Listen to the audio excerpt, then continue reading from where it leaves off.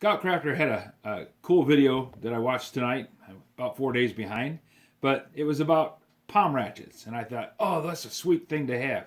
I don't have one, but I do have this little driver, which is a ratchet.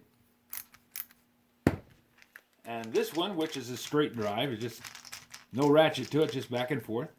I picked these up at flea markets and garage sales.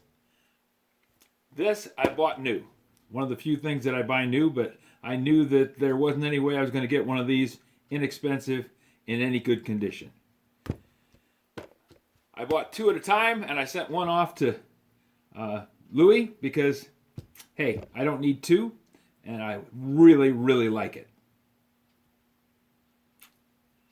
This lets you get down in places that you can't reach even if you stack up extensions.